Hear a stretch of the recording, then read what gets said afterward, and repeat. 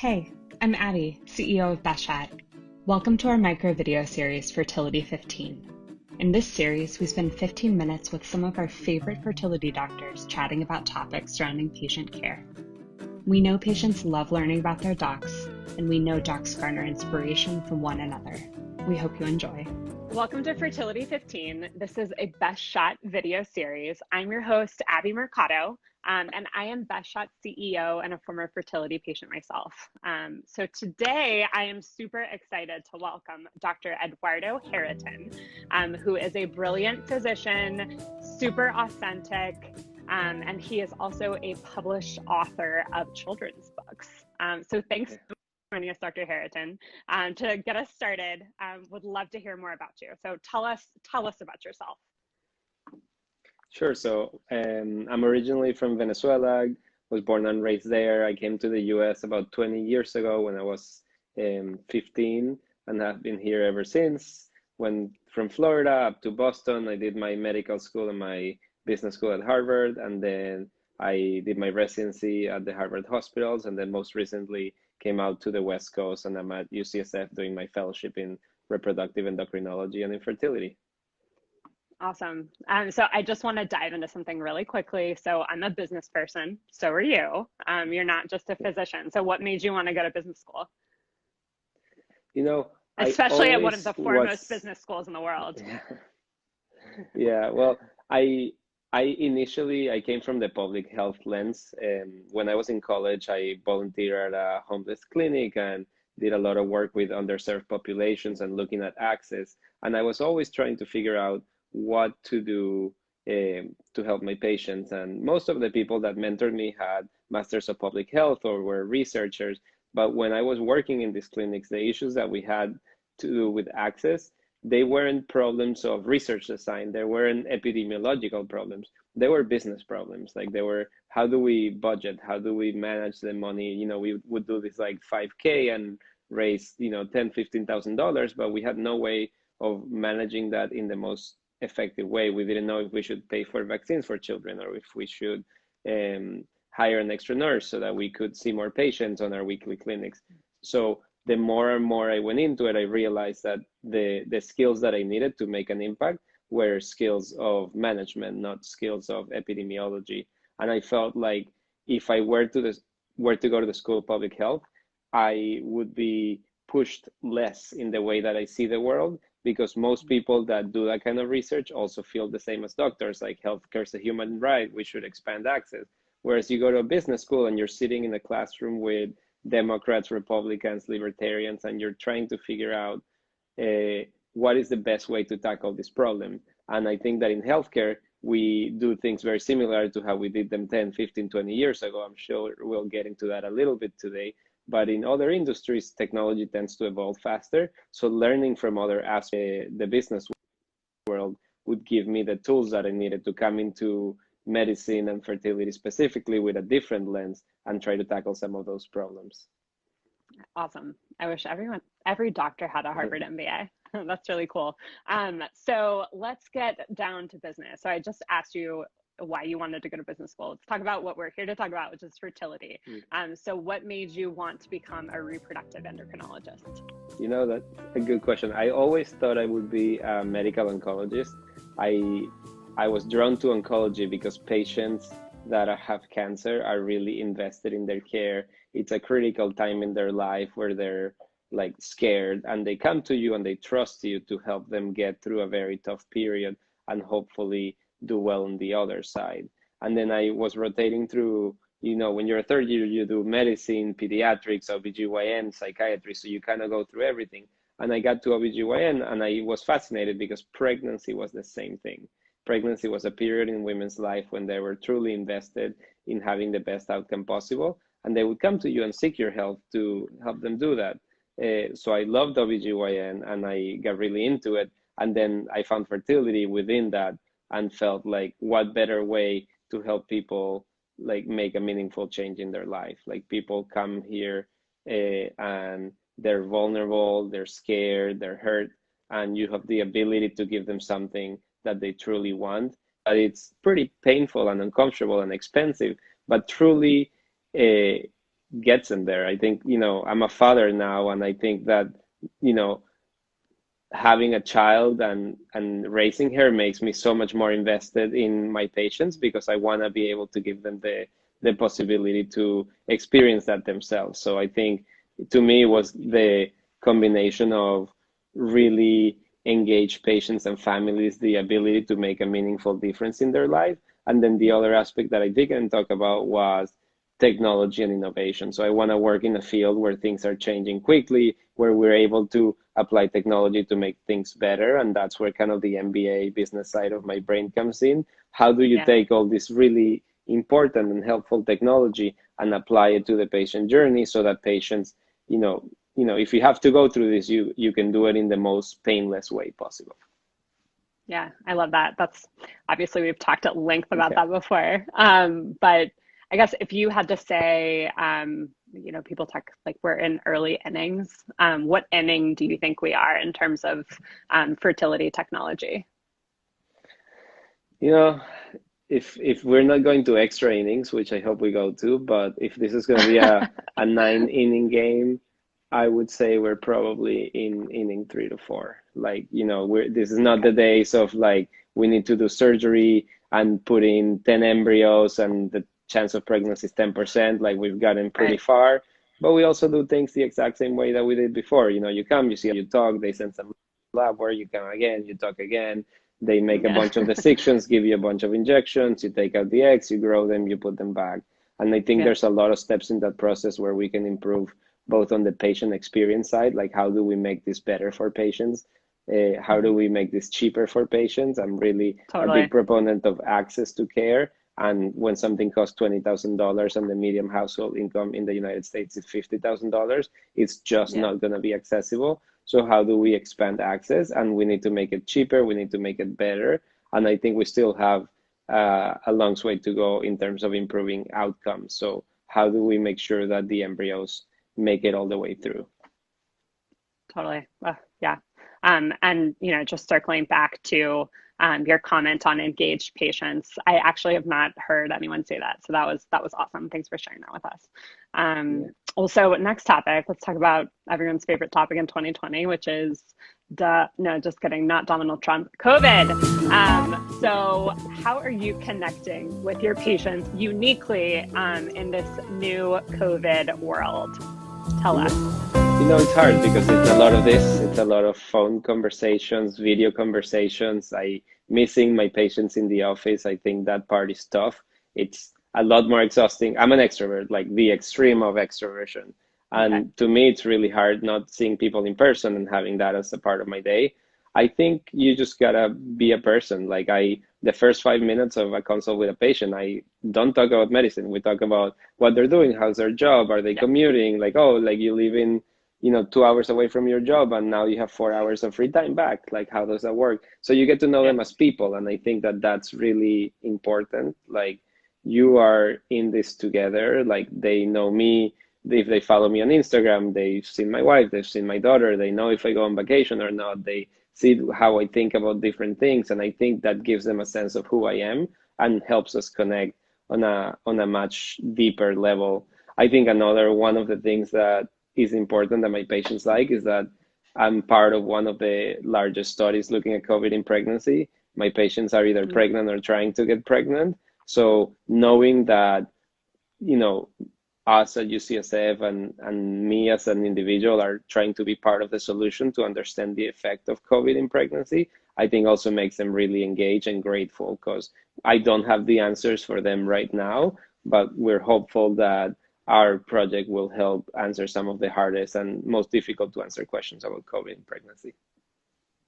Cool. That's awesome. I did not know that. I'm excited to hear more about that at some Yeah, point. you guys can So look us I up think at aspire.ucsf.edu. So if anybody's cool. pregnant and is listening, or anybody who's pregnant, we're recruiting women who are under 10 weeks of pregnancy. It's very easy. You just prick your fingers at home. We'll check your antibodies and answer some questionnaires. We'll pay you. You don't have to go anywhere. And you will help yourself and women in the future find out about COVID. So, small plug.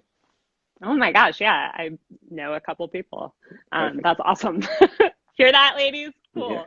Um, so so I'm not currently seeking fertility treatments, but I feel like I did hear from you during COVID by way of an Amazon package that I recently received, that had a book that you wrote Yeah, that I read to my twins. So can you just quickly tell us about that? I just think sure. that is so cool and just so important. So tell us.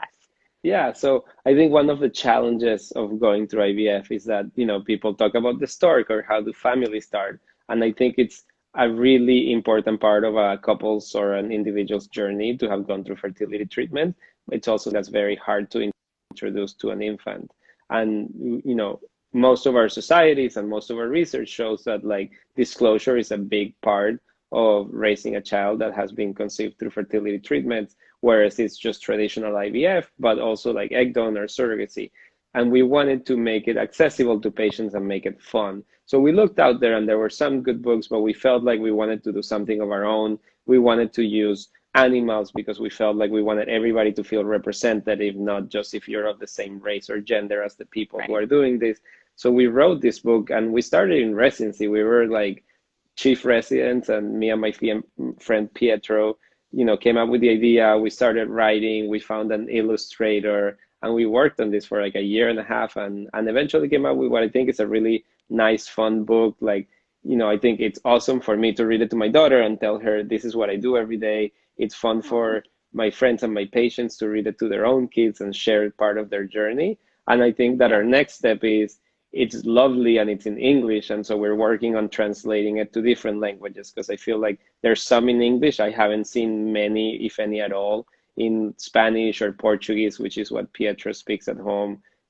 My wife speaks Mandarin, so we're working on translating it to Mandarin to have some of the patients because I feel like there's something unique about reading a book to your kid in your own language. So we're hoping to help people feel more at home with the book if we can share it in different languages. But thank you for buying it. I'm glad your twins like it.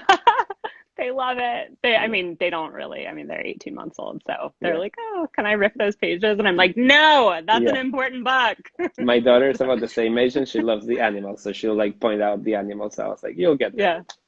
Yeah. Yeah. Oh, so sweet. I love that. Awesome. Well, so we've talked a little bit about technology and innovation. Um, and I'm really interested just knowing that you're just so passionate about this piece. I would love to hear, what is the scientific innovation that you are most excited about in the fertility space right now? Artificial intelligence. I think it's one, we do the same thing. I think I mentioned this earlier, but we do everything the same way as before.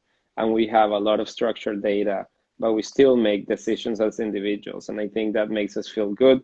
It makes us feel engaged. But I think there's really an opportunity to leverage the power of machine learning in helping improve the decisions that we make every day. Whereas that is like what protocol you select, what dose of medication you start with, what, do you go up on the dose? Do you go down on the dose? When do you trigger? What happens in the lab? Which embryo should you transfer? I think that's really the future of our field. I think we have a huge issue with access to care and part of it is expensive because Yeah.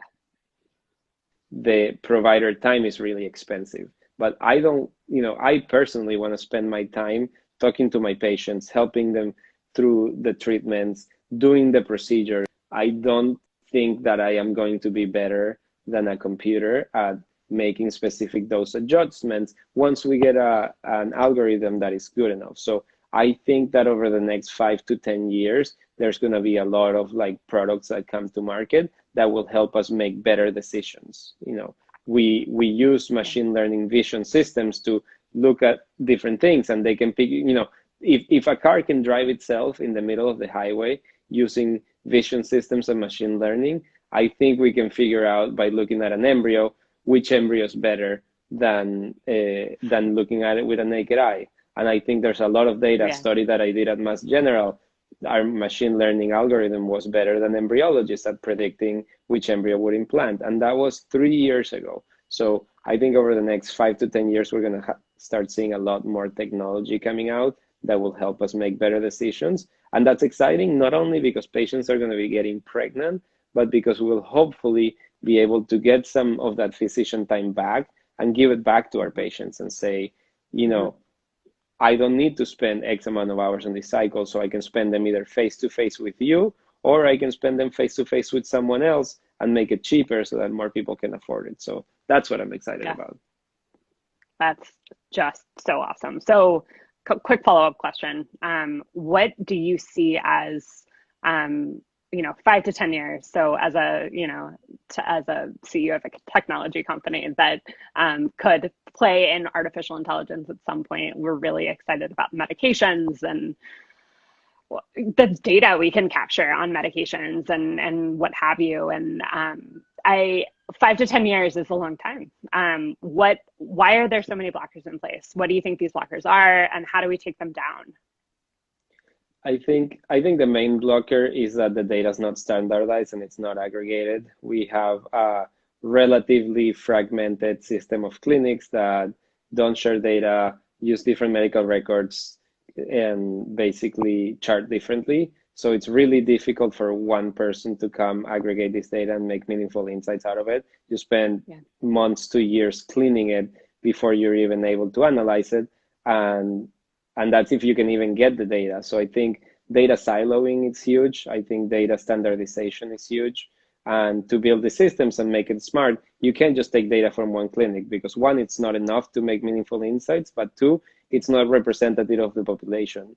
I think some people are trying to use blockchain-based systems where you can basically plug into a clinic, use the data, but never take it out of there because it's always protected and anonymized, and use that to basically aggregate data across the world to try to develop this kind of AI solutions with, and have a kind of more worldwide population of patients and make meaningful outcomes. So I think that is the biggest challenge right now. I don't think this is a technology problem. I think this is a data aggregation problem. Yeah. And luckily, there's a lot of smart people like you or other, colleagues around the world working on it. So I'm hopeful that one of you guys will figure it out and we'll have a product in the market not too long from now. Yeah, we'll see. No, I appreciate that. It's I think it's amazing for physicians to realize that there are blockers in place, and what it will take for all of us to collectively pull down those blockers. I think that's just so critical to not only increasing access, but improving patient care and creating more babies. So, and that's why we're here. So, yes. Cool. Okay, so taking it down back to the softer side. So what is one thing that you would want to tell a family that is just now starting their fertility journey? So much. I would say it's gonna feel lonely, but you're not alone. This is something that a lot of people go through. 1 in 8 couples experience infertility, and our LGBT patients need to use fertility treatments often, not because they're infertile, but because of the way that our bodies work. I would say it can be lonely, but a lot of people are going through it. There's support groups, and I think one of the beautiful things about social media, the internet, and the world in the 21st century is that you can more openly talk. And so you start seeing like, oh, I'm not alone. I think if you went through this 25 years ago, you would truly feel lonely. The other thing that I'd say is it's worth it. I think I mentioned, being a parent, like it's amazing and it's life changing. And people have that feeling when they want to get pregnant, but you don't get to experience it till after. So it's going to be hard. It's going to be expensive. It's going to be painful. It's going to be sad because it's not always a straight road, but you're going to get there. For people that stick with treatment, we have really good pregnancy rates down the line. It's hard to stick with treatment because of finances, because of emotions, because it just feels like it's a never ending road. But I would say, hang in there, you're not alone, go on and tap on your support system, share with the people you care about, and you will get through this. It's just going to take a long time, and that's something that hopefully we'll get better at. But as we are now, it's just a long, expensive process, but totally worth it down the line. Couldn't agree more. As I look at my 2 IVF babies, they're amazing. They bring color to the world. So. Yeah. Oh, and the other thing, one more thing, I would say educate yourself. Like it's very easy to show up at a doctor's office and like basically be like taken through a bunch of things. But I think it's really important for patients to be active learners in the process. I think you can't you can sit down and have the doctor tell you what to do, but I think you're going to get a lot more value out of the experience if you take an active role, share the decision with your physician, and get smart on the process. I think you're going to get better care. I think you're going to have an easier time dealing with the process. And I think that overall, you're probably going to have a better outcome if you spend the time learning through whatever resource you want to use. Awesome. Cool. Yeah, there's a lot of great resources out there. There's also a lot of really bad resources out there. So, yeah, I hope that patients are using a discerning eye when they're looking at the resources with which to educate themselves. So, okay, well, last question. So lots of fertility myths out there, but if you could choose to debunk one fertility myth, what one myth would that be? There's so many. If I had to pick one myth, I would probably say that IVF, as it stands now, is not a treatment for age-related infertility. Like, what we do in IVF is that we grow more eggs than you would normally grow, and we give more eggs each month a chance to make a baby. But we cannot stop the age-related decline in fertility. We cannot make eggs that get older and have more chromosomal anomalies get better. So I think that women sometimes feel like, well, IVF exists, so if I wait longer, they're gonna be able to like get me pregnant later. You see a lot of celebrities getting pregnant in their 40s or 50s, so you're like, oh, they went through IVF, that's great. A lot of the conceptions that happen for women who are past 40, certainly past 45, are used with egg donors. That's often not part of the discussion. So I would want everybody to know that like we cannot stop the aging process. It is unfortunately something that happens with time. If this is a concern for you, you should seek care sooner rather than later, and we can counsel you and say, hey, you still have time. This is what your labs show. This is what we would expect right now, and you can make your own decision. It doesn't mean that you cannot wait, but it means that I would not wait too long expecting that IVF can solve that, because it might not be able to. And I think that a lot of people are misled by kind of social media and hearing, oh, people can get pregnant with IVF at whatever time. Yeah, yeah. The fact that a donor egg was used in that People magazine cover is not often reported. So one quick follow-up question: what's the ideal age that a woman should think about freezing their eggs? I guess I'm so excited about this technology, just as it relates to women and lifting women up and all of those things that we here at Bashat really stand for. So what's kind of the optimal age to do that, if you're thinking about that? Honestly, there's no optimal age. And I tell this to all my patients that come in considering this. I tell this to all my friends who message me on a regular basis to talk about egg freezing. I think it's a very individual decision. And I think of it like buying insurance that might not pay off, right? Like It depends on your reproductive goals. I have a lot of friends who say, should I freeze my eggs? And I'm like, are you okay with adoption? And they're like, yeah, I'm totally fine adopting.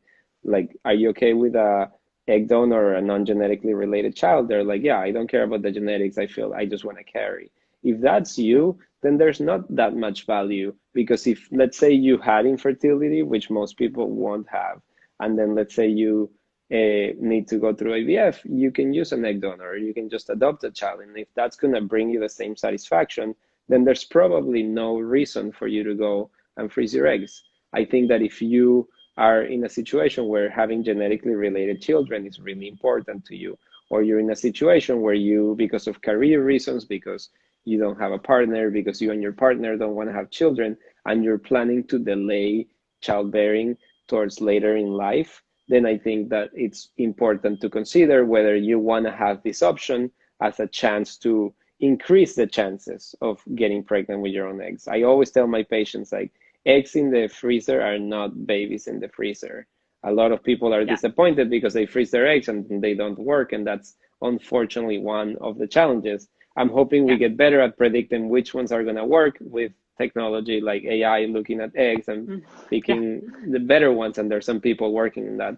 But as of now, we can freeze eggs. We don't know if they're going to make babies, but they certainly increase the chance. I think another group of people that should consider is people who are of reproductive age. They're starting to have their first child later in life, in like after 35, 38, 40, and they might not have infertility then. They might be able to get pregnant. But if you want 3 kids and you're starting at 40, you're probably going to have a hard time with the second and the third one. So in that situation, some people might consider, egg or embryo banking before they try for their first child. If they can do it on their own, they can have their first child and use those later. If not, they have them. So I always talk about personal goals, family size goals, and then how that plays into your overall equation, and help my patients decide for themselves, because I think ultimately it's a very personal decision. Yeah, it so is. Wow, this has just been an awesome discussion. I think it lasted. It was more like fertility 30, we can call 30. It 30. Yeah, but it's okay, they'll watch it because it's so good.